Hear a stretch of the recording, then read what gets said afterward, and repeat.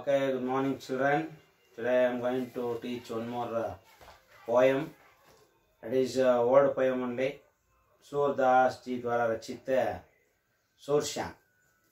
I think you are all familiar with Surdas. He was one of the blind poet.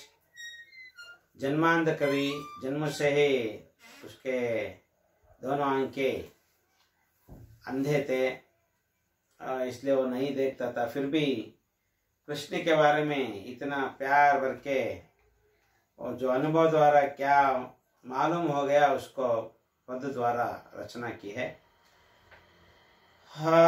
भक्त कवि सूरदास हिंदी साहित्याकाश के सूर्य माने जाते हैं। हिंदी साहित्याकाश में किसको हम सूर्य माने जाते हैं, ऐसा प्रश्न पूछे तो आप लिखना चाहिए सूरदास। इन्हें भक्ति काल की सगुण भक्ति धारा की कृष्ण भक्ति शाखा के प्रवर्तक माना जाता है। मैंने 8वीं कक्षा से ही आपको पढ़ा के आया हूँ।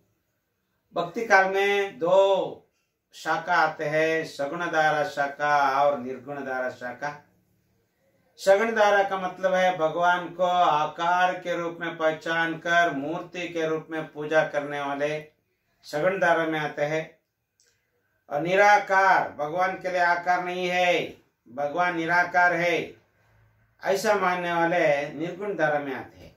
यहाँ तुलसीदास सगुण धारा में आने वाले भक्ति कवि माने जाते हैं, कृष्ण भक्ति शाखा के कवि है। इनका जन्म उत्तर प्रदेश के रुनकता गांव में सन 1540 को हुआ था। 1540 he was taken birth in 1540 Uttar Pradesh में रुनकता नामक गांव। इनकी प्रमुख रचनाएं है सूरसागर, सूर सरावली एवं साहित्य लहरी। इनकी मृत्यु 1642 को हुई, 1642। So nearly 102 years he was survived. इनके काव्यों में वात्सल्य, श्रृंगार तथा भक्ति का त्रिवेणी संगम हुआ है। त्रिवेणी संगम, 3 मतलब 3, 1 2 3। त्रिवेणी संगम का मतलब है श्रृंगारा, भक्ति तथा वात्सल्य। ये तीनों इनके पद में प्रमुख तात्पर्य के रूप में आते हैं। इस पद्य का आशय है कि बच्चे स्वभाव से भोले होते हैं। वे हमेशा अपने माता पिता से, अपने भाई बहन और मित्रों की कुछ न कुछ शिकायत करते रहते हैं। उनका बाल सहज स्वभाव देखकर बड़ों को हंसी आती है और उन्हें पुचकारता सांत्वना देते हैं। माँ और बेटे के ऐसे सहज संबंध की कल्पना कर सूरदास जी ने अपने इस पद में उसका मार्मिक चित्रण किया है। और कृष्ण की बाल लीला से प्रभावित होकर बच्चे पैदा होते ही ज्ञानी नहीं बनते, तो भोले वाले होते हैं। मतलब बच्चे के मुंह से क्या निकलता है वो हमेशा सच्ची बातें उसमें निहित है। उसी तरह श्री कृष्ण अपने भाई बलराम के प्रति किस तरह शिकायत करता है और माता जी यशोदा जिस तरह सांत्वना करती है, ऐसे का मार्मिक चित्रण इस पद में मिलता है। प्रस्तुत पद में कवि सूरदास ने कृष्ण की बाल लीला का वर्णन करते हुए उसके स्वभाव, भोलेपन एवं माता यशोदा के वात्सल्य का सुंदर चित्रण किया है। भोलेपन का मतलब है सीधा साधा, जो कुछ कहना है वो माता जी के सामने कहते हैं, भोलेपन है। मैं एक बार वाचन करता हूँ, सुनो।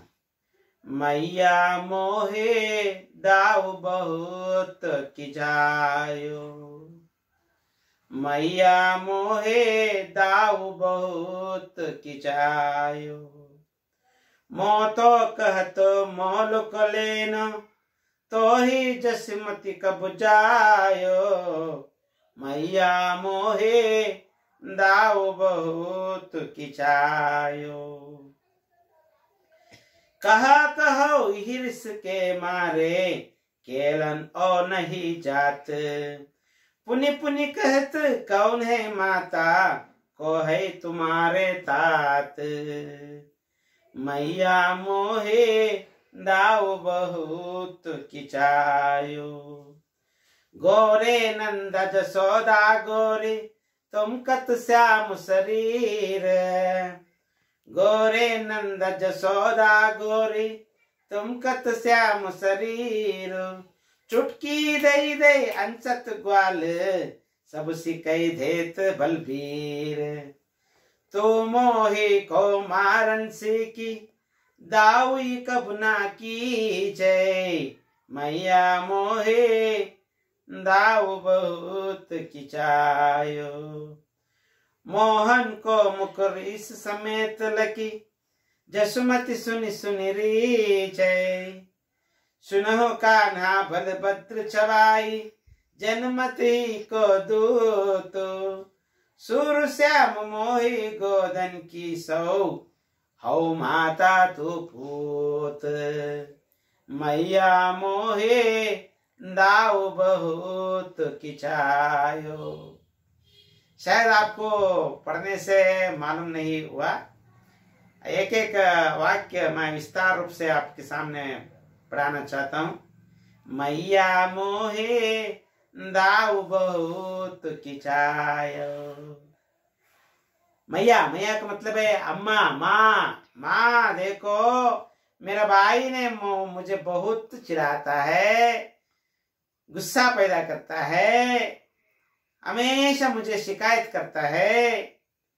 मोसो कह तो मोल को लेनो, मतलब तूने मुझे जन्म नहीं दिया, तूने बाजार में मुझे पैसा देकर खरीद कर लाया। वो हमेशा कहते हैं जसुमती, जसुमती का मतलब है यशोदा ने तुझे जन्म नहीं दिया। कहा कहो इसी रिस के मारे केलन हो नहीं जात। मैं इसी विषय में सोच सोच कर उनके साथ केले नहीं गया है माँ, ऐसा बोल रहे हैं। पुनी पुनी कहत कौने माता को है तुम्हारे तात। एक बार नहीं, दो बार नहीं, तीन बार नहीं, बार बार कहता है कौन रे तेरे माँ, तेरी माँ कौन रे तेरा बाप।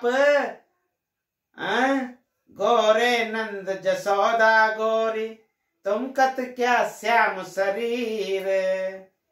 नंद बाबा तो गोरे है, जसुमती तो गोरी है, तुम कैसे पैदा हो गए रे काला शरीर धारण करके।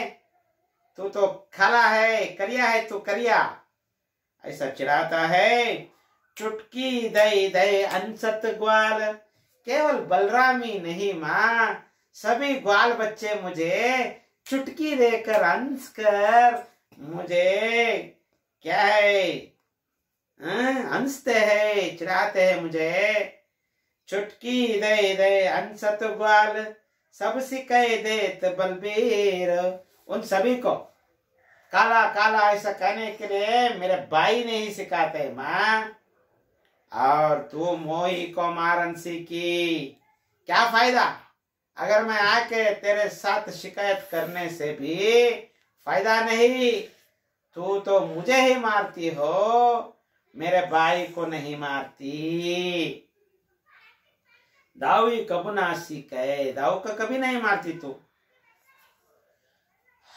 मोहन को मुकुरिस समेत लकी जसुमती सुनि सुनि री जय। इस तरह श्री कृष्ण ने अपनी माँ यशोदा से शिकायत करने पर भी जसुमती अंदर ही अंदर सोच कर री जय, खुशी से री जय, मतलब हंसती है। हाँ ऐसा कहा तेरे भाई, हाँ वो तो जन्म से ही दूरत है। सुनहो कान्हा बलभद्र चबाई। खाना, खाना माने क्या है कृष्ण, ओ खाना चुप रहो।